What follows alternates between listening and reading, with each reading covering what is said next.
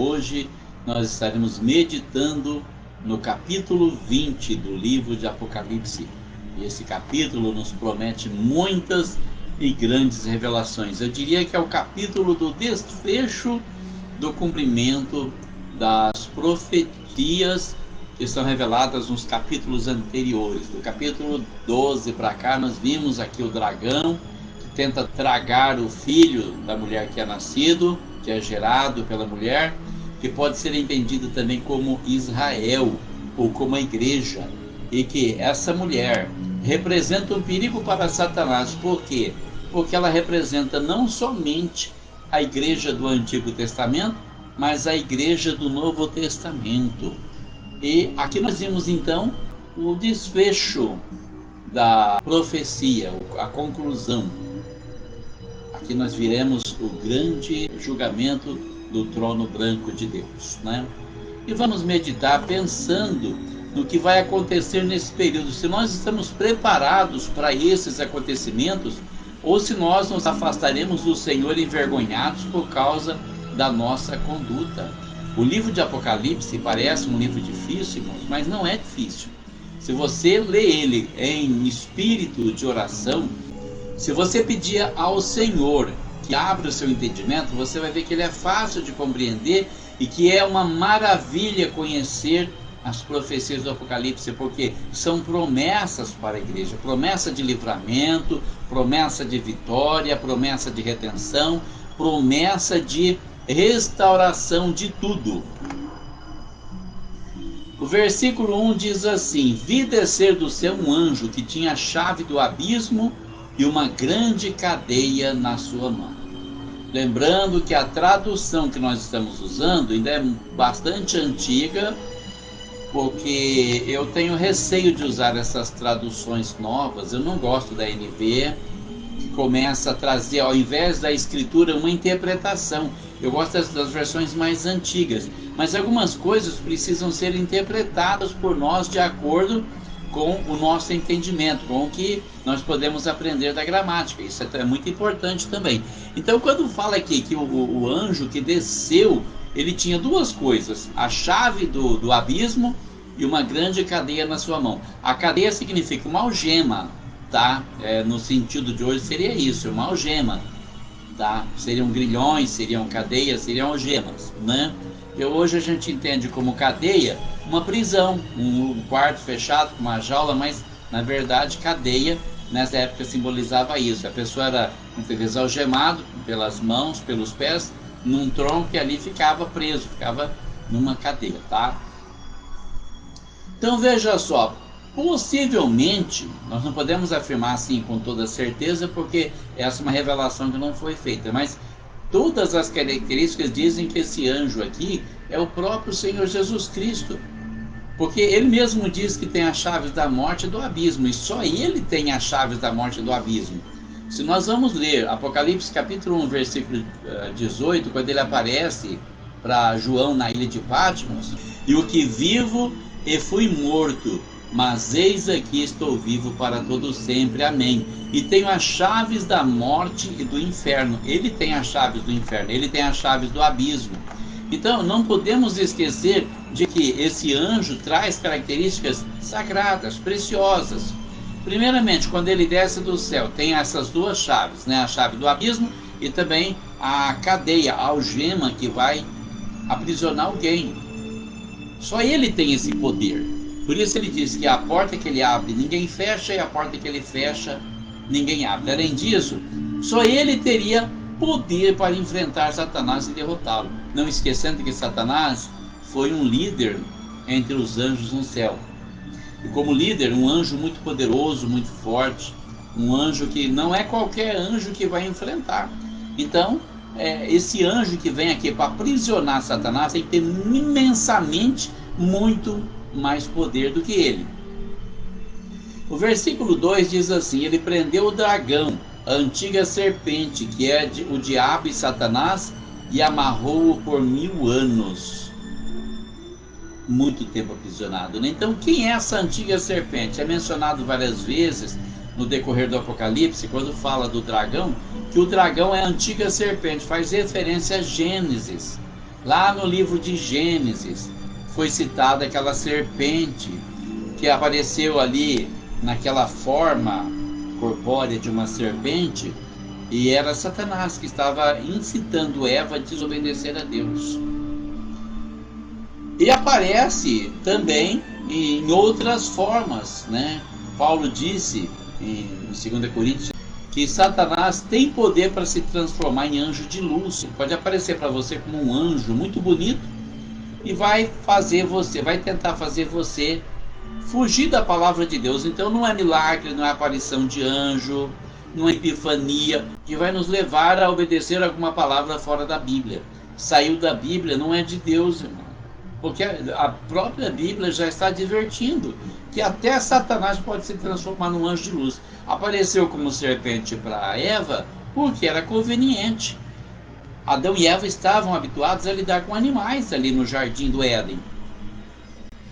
Então ele tomou a forma da serpente, apareceu para Eva e falou: olha, você pode comer essa fruta sim. Deus mentiu para você, você não vai morrer. E a Eva acreditou no diabo e duvidou de Deus e pecou. Então essa antiga serpente já foi identificada, já foi citada lá no capítulo 12, versículo 9, quando fala da aparição do dragão e da mulher, cita essa antiga serpente como sendo o antigo inimigo tanto de Deus quanto da humanidade. Por que inimigo de Deus e da humanidade? Porque tanto ele luta contra Deus, como ele tenta derrotar a própria humanidade. Toda vez que ele nos incita a fazer alguma coisa, é contra Deus. Nos joga contra Deus e joga o Senhor Deus contra nós. Quando você desobedece a Deus, você perde todo o direito de ser chamado de filho de Deus. Esses 1000 anos em que ele estará preso compreende o período do reino milenar de Jesus em Israel. Vamos entender o que é isso, para quem não se lembra, para quem está chegando agora. Jesus, quando veio na terra há 2000 anos, veio para ser rei. Ele teria que ser rei no trono de Davi, segundo as profecias. Se você consultar o Antigo Testamento, tem N profecias dizendo que Deus enviaria o rei Davi. Esse rei Davi não é o rei Davi que iria ressuscitar, ou que voltaria dos mortos, ou que reencarnaria. Não. É uma linguagem metafórica que fala que viria alguém com a personalidade de Davi, menos no pecado. Assim como a Bíblia fala também no Antigo Testamento que Deus enviaria o profeta Elias, e veio na forma de João Batista, mas não era Elias. Era no espírito, no ministério, no serviço, na personalidade de Elias. João Batista não era Elias. Ainda confrontei uma colega outro dia no mercado, porque ela afirmava categoricamente que João Batista era Elias. Ela afirmava isso para justificar o espiritismo, a reencarnação, a mediunidade. E ela disse para mim: olha, João Batista é Elias, está escrito lá que Elias viria como João Batista, e Jesus fala que João Batista é o Elias que havia de vir. Eu falei: é linguagem figurada, filha. Ela disse: então prova. Eu disse: provo sim. Elias não morreu. Se você consultar a história de Elias, você vai ver que ele foi arrebatado de corpo e alma para o céu. Ele é arrebatado de corpo e alma para o céu. Então agora me diga, se Elias vai reencarnar, ele deixaria o corpo dele no céu para vir aqui tomar outro corpo? Estranho, né? Se ele tivesse morrido e voltado, porque é isso que os espíritas falam, que a pessoa morre hoje, o corpo fica aqui, a pessoa vai, só o espírito para lá, depois volta e toma outro corpo. Mas Elias foi de corpo e alma, então como é que ele ia reencarnar? Então a gente percebe que as pessoas podem deturpar a palavra de Deus, mas tem como a gente saber o que é verdade e o que é mentira. Então Elias não reencarnou, Davi não reencarnou, Jesus veio para reinar, ele veio para ser rei de Israel. Mas o que aconteceu? Quando ele chega aqui, ele é rejeitado. Por quê? Ele não era como os outros reis que falavam: vamos matar os nossos inimigos, vamos nos libertar de Roma, vamos juntar riqueza. Não, ele pregava a vida eterna. Ele falava: olha, vocês têm que amar os seus inimigos. Se alguém te bater na face direita, você precisa mostrar a esquerda, deixar o outro bater na esquerda também. Não resistir ao mal, porque a única forma de vencer o mal é com o bem, é fazendo o bem, não é devolvendo o mal. Então ele veio pregando amor, humildade, mansidão, perdão ao inimigo. E os judeus da época dele falaram: não, a gente não quer isso, a gente quer libertação do domínio romano, que era o império mais terrível que já dominou o mundo. Então o que eles fizeram? Puseram Jesus numa cruz. Você não serve, você não pode ser o Cristo. O Cristo vem para nos libertar, para reinar sobre nós. E não vem aqui para falar para a gente apanhar de um lado e mostrar o outro. Jesus foi rejeitado. Então, quando voltou para o céu, e isso também estava no plano de Deus, para que nós fôssemos alcançados pela pregação do Evangelho. Hoje, deixando de lado os nossos maus e velhos hábitos, aprendemos com Jesus o que é amor, o que é perdão, o que é humildade, o que é carregar a nossa cruz de cada dia. Então nós temos esperança de salvação. Jesus voltou para a glória até que a plenitude dos gentios se cumprisse, conforme ensina o apóstolo Paulo. Mas quando se cumprir a plenitude dos gentios, então Jesus vai voltar para reinar lá em Jerusalém. Como ele veio para fazer, como foi profetizado, ele vai reinar em Jerusalém. E essa é a questão que muitas vezes da qual nós fugimos. Então, serão 1000 anos de reinado. Se você ler o capítulo 11 do livro do profeta Isaías, ele fala que vai ser uma era de paz, de amor, de bondade, de mansidão, não somente entre os seres humanos, mas principalmente entre os animais, na natureza. O leão comerá palha com o boi. E a criança pequena, criança de peito, ela vai enfiar a mão na toca do cascavel e vai pegar ele para brincar e não vai acontecer nenhum dano. É a paz, porque Satanás estará preso esses 1000 anos lá no inferno, lá no abismo. Enquanto ele está preso, não tem a maldade que opera na natureza aqui, essa violência, essa agressividade, não vai ter. Vai ter paz. Então Jesus vai estar reinando sobre toda a terra em Jerusalém, e vai ser 1000 anos de paz, de fartura, de abundância, de tranquilidade. São os 1000 anos em que Satanás estará preso no abismo. Enquanto Satanás estiver preso, o mundo, sem a sua influência maligna, viverá um tempo de paz nunca experimentado antes pela humanidade, desde os tempos de Adão. Vai se cumprir nesse tempo esse reinado pacífico e próspero do Messias, conforme previu Isaías no capítulo 11, do versículo 1 até o 9. Lembrando que tudo é cumprimento das profecias. Cumprimento, irmão. Tem que se cumprir. Cada palavra, cada letra, cada ponto da profecia, da escritura, tem que se cumprir. E lançou-o no abismo, e ali o encerrou, e pôs selo sobre ele, para que não mais engane as nações, até que os 1000 anos se acabem, e depois importa que seja solto por um pouco de tempo. Ainda estamos naquela linguagem antiga. Vamos tentar colocar numa linguagem mais moderna aqui, conforme a gente consegue. Então, lançou quem? O dragão, a antiga serpente, Satanás. Lançou ele no abismo, e ali o encerrou, ali prendeu, ele ficou preso ali. Pôs selo sobre ele. O selo significa que ninguém mexe, vai ficar preso aqui por 1000 anos.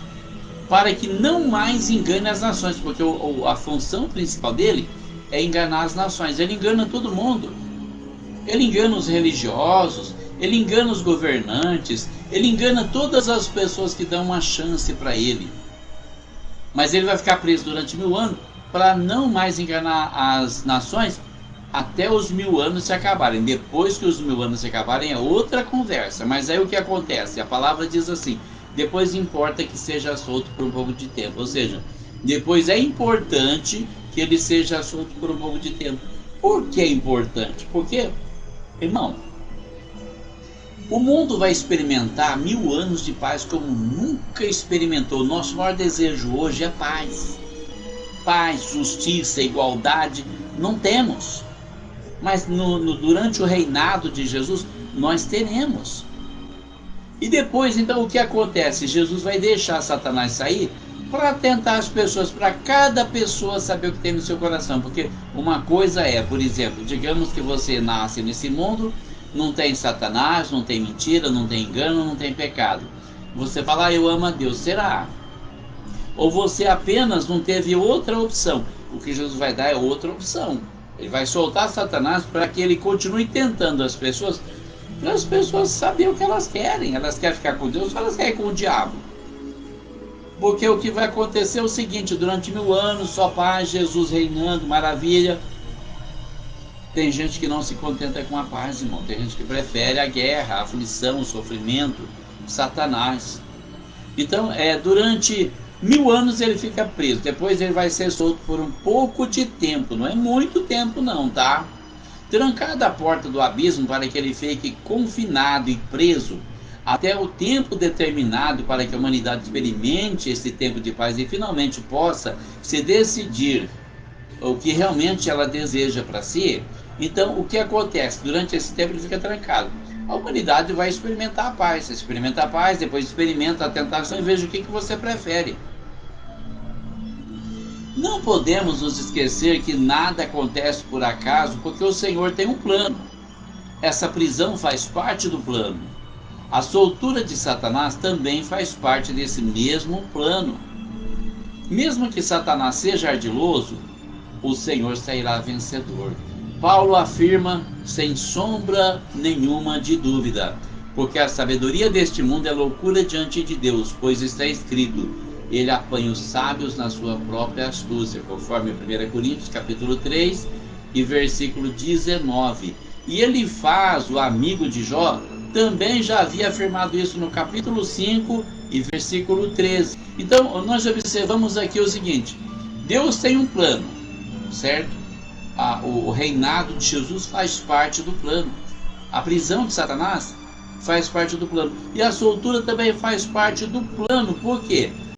Satanás pode ser muito ardiloso, mas o ser humano também não é inocente.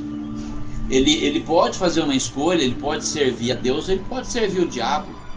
Ele pode ficar do lado de Deus, que quer que todos sejam livres, ou ele pode querer ficar do lado de Satanás, que prefere escravizar as pessoas. Ele tem um direito a uma escolha. Deus não obriga ninguém a seguir ele, irmão. Satanás obriga. Se você virar escravo dele, você não consegue sair facilmente dele, não consegue sair dessa escravidão sem a ajuda de Deus. Mas Deus não escraviza ninguém. Deus fala: você quer escolher vir para mim? Vinde a mim. Não quer? Siga o seu caminho. E vi tronos, e assentaram-se sobre eles, e foi-lhes dado o poder de julgar, e vi as almas daqueles que foram degolados pelo testemunho de Jesus e pela palavra de Deus, e que não adoraram a besta nem a sua imagem, e não receberam um sinal em suas testas nem em suas mãos, e viveram e reinaram com Cristo durante 1000 anos. Lembra lá no início do Apocalipse, aquelas almas que haviam sido degoladas pelo testemunho de Jesus, que pediram para fazer justiça, e foi-lhes dado uma comprida veste branca, e dito a eles: descansem mais um pouco, porque ainda não é tempo. Agora é tempo. Na consumação dos séculos, a promessa de Jesus se cumpre quando os que devem reinar se assentam sobre tronos e participam do julgamento, como ensinou o Senhor em Mateus capítulo 19, versículo 28. Leia essa promessa lá, Mateus 19, 28. A recompensa pela fidelidade dos que sofreram por amor a Cristo e que foram decapitados por não negar o Senhor nem aceitar a marca da besta é entregue nesse momento, quando são ressuscitados e participam do reinado de nosso Senhor sobre Israel durante o milênio. O milênio é esse período de 1000 anos em que Jesus vai reinar e que o diabo estará preso. Mas os outros mortos não reviveram até que os 1000 anos se acabaram. Esta é a primeira ressurreição. Vamos entender muito bem essa história de primeira e segunda ressurreição, tá? Aqui surge um mistério: quem são os outros mortos? E por que eles não reviveram? Porque, olha só, alguns mortos já reviveram, já estão reinando com Cristo. Mas os outros, aqui se refere aos outros, os outros não reviveram até se acabar os 1000 anos. Vamos entender esse caso aqui. Começamos por partes. O que acontece com quem morre em Cristo?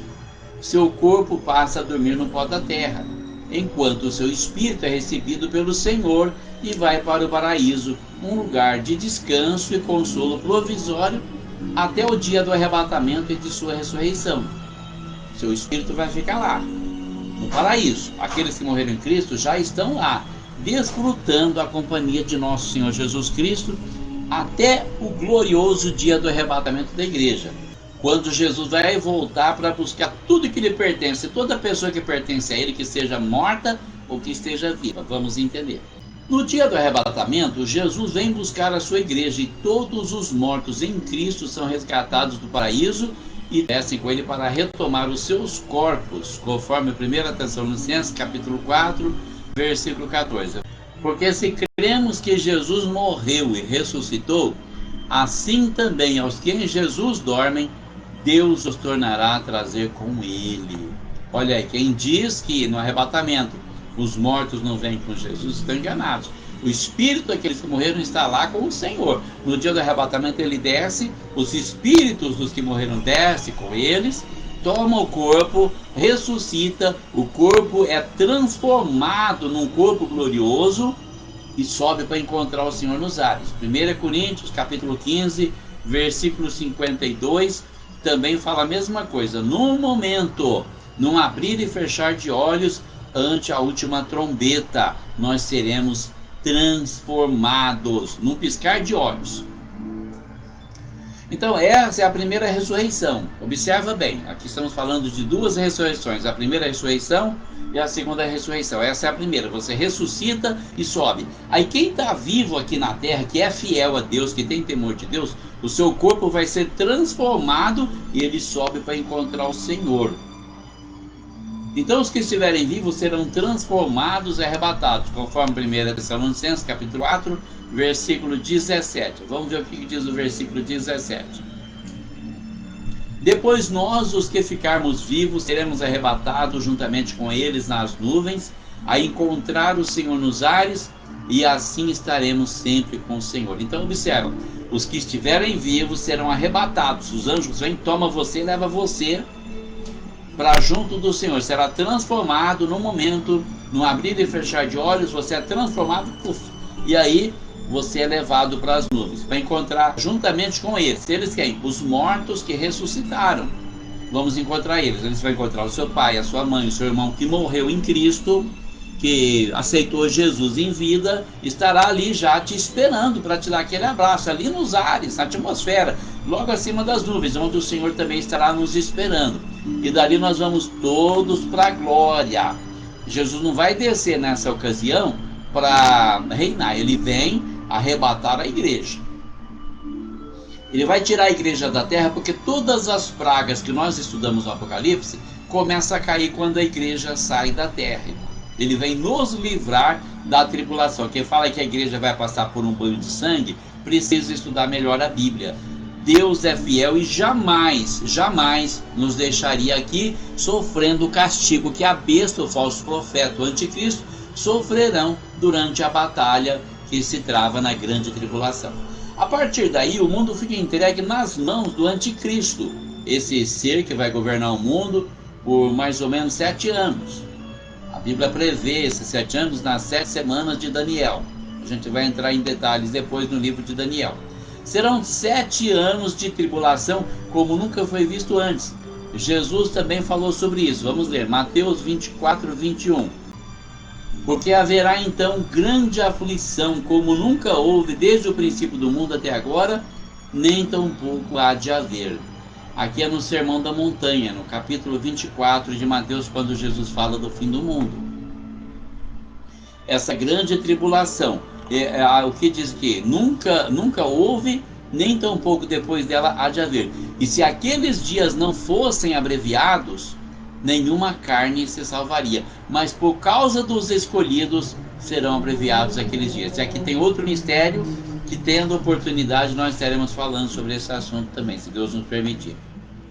O mundo fica entregue na mão do anticristo. Durante esses 7 anos, tribulação, sofrimento, angústia, tudo que você pensar de tormento, pragas caindo na terra a todo momento, pragas infernais. Nesse tempo, Israel vai fazer um pacto com o anticristo, julgando ser o anticristo o Messias que eles esperam até hoje, porque Israel ainda espera o Messias, irmãos. Eles não acreditam que Jesus é o Filho de Deus, eles esperam que o Messias venha, estão esperando o cumprimento dessa profecia. Mal sabem eles que nós estamos para ir encontrar o Messias e eles estão para ir encontrar o Anticristo. Mas falar isso para um judeu religioso, da religião judaica mesmo, é caçar problema, eles não aceitam, não é? Então, na metade desses 7 anos, que são os 7 anos que a igreja estará celebrando a ceia das bodas do Cordeiro no céu, na metade desses 7 anos, o pacto será quebrado e o anticristo vai tentar destruir Israel. Quando estiverem encurralados, o Senhor virá em socorro de seu povo, conforme nos ensina Zacarias, capítulo 14, versículo 4 e 5, que ali o Senhor virá para defender Israel, para livrar Israel da destruição. Também mostra que eles vão reconhecer Jesus.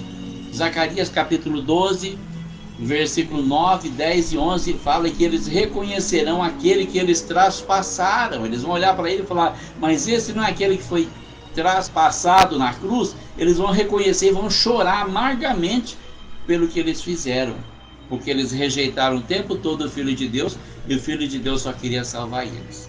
E aí vem finalmente a salvação. A partir desse momento, Satanás, que está liderando a guerra, ele é aprisionado no abismo durante 1000 anos, e aí começa então o reino milenar de nosso Senhor Jesus Cristo em Jerusalém. Até aqui nós falamos sobre a primeira ressurreição.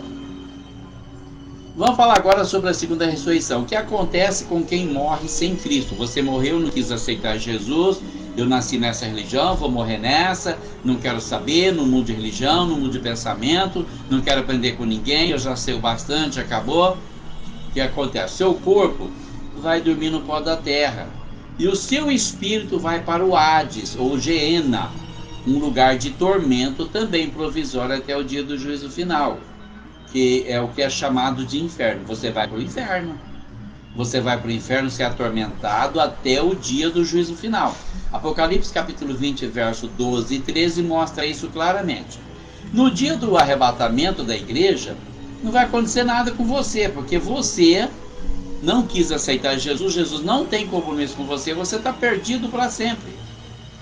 Você continua no tormento. O seu corpo continua morto.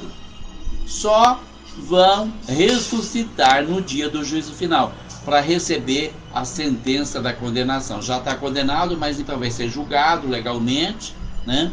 Vai ocorrer o devido processo legal, vai ser lida todas as oportunidades que você teve de reconhecer o poder de Jesus para salvar, que você não quis, então você vai receber a sentença de condenação, vai ser jogado no lago de fogo e enxofre, estará perdido para sempre.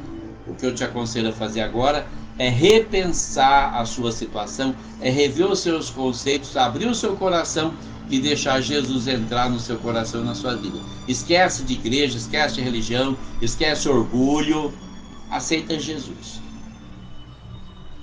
Versículo 6 diz assim: bem-aventurado e santo aquele que tem parte na primeira ressurreição. Sobre estes não tem poder a segunda morte, mas serão sacerdotes de Deus e de Cristo e reinarão com ele 1000 anos. São os 1000 anos em Jerusalém. Interessante, aqui toca novamente aquela questão de pessoas, de teólogos que dizem que os mortos em Cristo não vão voltar com Jesus. Como assim? Como é que eles vão reinar se eles não estarão aqui, né? Porque aqui diz muito claramente: bem-aventurado e santo aquele que tem parte na primeira ressurreição, a ressurreição do arrebatamento da igreja. Sobre este não tem poder a segunda morte, mas serão sacerdotes de Deus e de Cristo e reinarão com ele, com Cristo, durante 1000 anos. Então, bem-aventurado, primeiro, abençoado, feliz, porque não pode haver felicidade maior do que a plenitude da salvação. E santo, porque nunca mais o pecado vai atingir essa pessoa. Uma vez participante da primeira ressurreição, seu lugar na glória estará garantido para sempre, porque jamais o pecado vai voltar a incomodar você, jamais vai manchar você, e jamais você será novamente manchado pelo pecado. Sobre estes não tem poder a segunda morte. Quando ele fala da segunda morte, está se referindo à condenação eterna, ou seja, a morte espiritual, a morte eterna, a separação eterna de Deus. viver no lago de fogo, sendo atormentado por tudo quanto é maldade, pela ausência total da luz de Deus e principalmente sendo atormentado pelos remorsos, pelo sentimento de culpa de ter rejeitado a salvação pela graça, ciente de que ele é o único culpado. Você é o único culpado. Não existe maior dor do que o sentimento de culpa. Sacerdotes de Deus e de Cristo. Como assim? Quando o cristianismo apóstata, o cristianismo desviado dos nossos tempos, do passado e também dos nossos tempos, quando esse cristianismo pecaminoso da besta for destruído, continuará aqui Israel e o mundo pagão, sendo a maioria dos homens que sobreviverem, os quais não tiveram realmente a oportunidade de conhecer ao Senhor de verdade, onde a pregação não chegou, onde não foi alcançado, eles terão então essa oportunidade. Eles serão alvos de uma pregação constante, resultando em uma conversão geral, como nos mostra Apocalipse capítulo 11, versículo 15. Quando as duas testemunhas estarão pregando o evangelho de nosso Senhor Jesus Cristo. Satanás, o manipulador, será preso e não poderá mais exercer a sua atividade demoníaca de cegar o entendimento dos incrédulos, como Paulo ensina na segunda carta aos Coríntios, capítulo 4, versículo 4. Dessa forma, o mundo inteiro estará se preparando para abraçar o evangelho através da pregação e da intercessão dos sacerdotes de Deus e de Cristo. O sacerdote, na verdade, tem a função de interceder, tem a função de pregar o evangelho. Embora muitos pensem que sacerdote, alguém que tem poder para encomendar corpo e outras coisas, mas isso não é verdade. Nós vamos continuar na próxima semana, se Deus nos permitir. Quero pedir oração dos irmãos em favor do Brasil. Irmãos, orem incessantemente pela nossa nação. Orem pelo Brasil, para que Deus nos dê a liberdade de continuar seguindo e servindo ao Senhor. Para Deus derrubar esse dragão vermelho que está sobrevoando a nossa nação, para dissipar as nuvens negras que estão sobre o Brasil. Um forte abraço e fiquem com Deus. Que Deus abençoe você, sua família. Que Deus abençoe o nosso querido Brasil, em nome de Jesus.